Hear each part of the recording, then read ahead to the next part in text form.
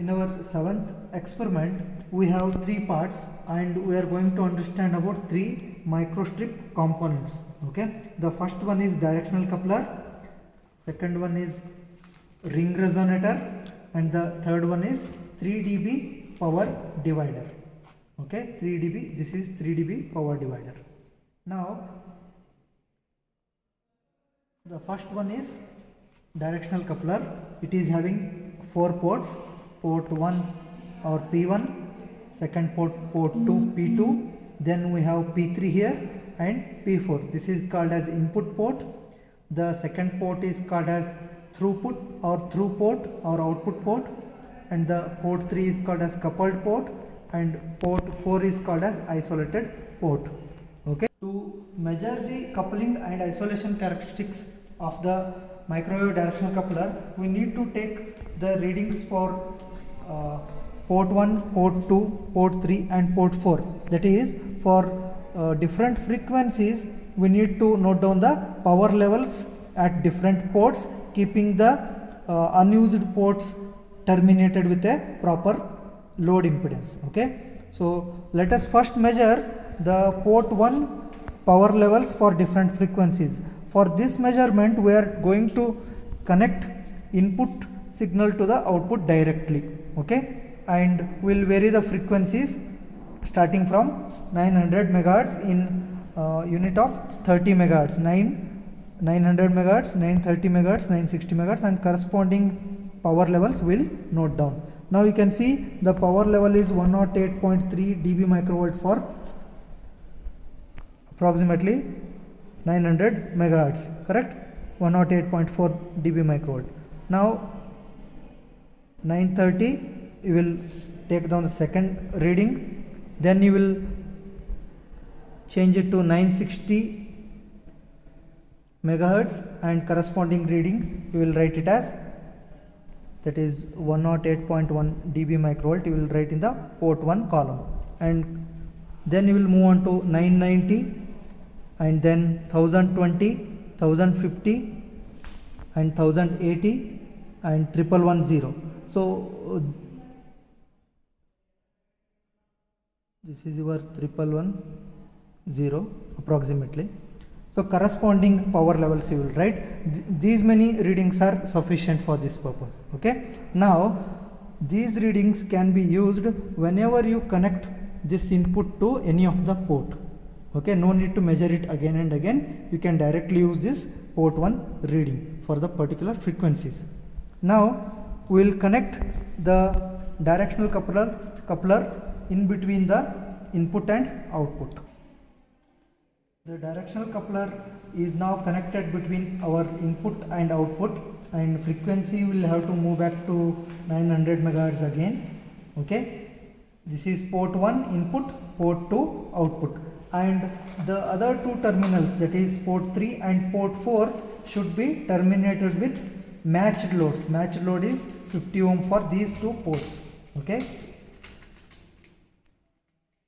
these are the matched loads.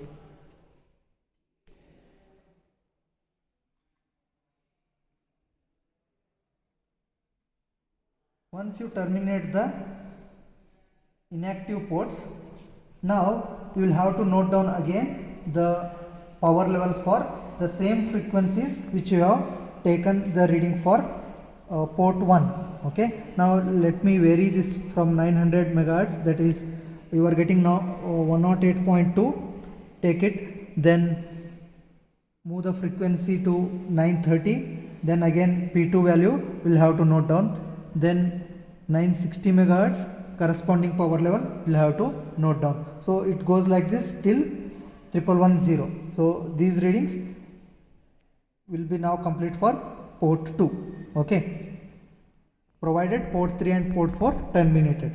Same thing is repeated for input port 1, output port 3, termination will be for port 4 and port 2. Okay, let us go through that now. This is the arrangement for port 1 as input and port 3 as output, or the coupled port as output. Okay, now again we will have to change the frequency from 900 megahertz and corresponding power levels need to be taken as readings. Okay, so you can see that earlier it was 108 when we directly connected port 2 as our output. Now port 3 as output, it is the coupled power, that's why it is less around 8 dB or 8 decibel microvolt. Okay, so take down the readings for 900, 930, 960. Likewise, you can see the signal strength is varying as we go on for different frequencies. Okay, now next we'll connect port 1 as input, port 4 as output, provided port 2 and port 3 terminated. Stop. Now this is the connection for port 1 as input and isolated port or port 4 as output.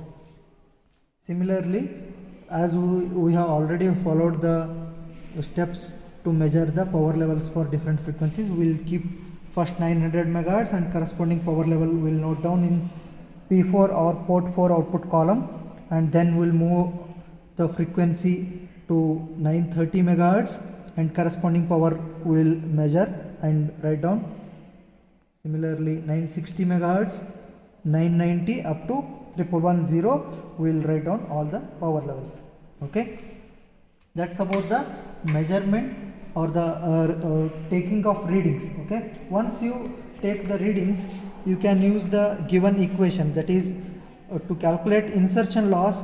The output of power at port 1 minus power at port 2 is our insertion loss. Similarly, coupling factor can be calculated by subtracting the port 3 power from port 1, and isolation factor can be calculated by subtracting port 4 power from the port 1 power, and then directivity of this directional coupler can be calculated by measuring, that is subtracting the coupling factor from isolation factor.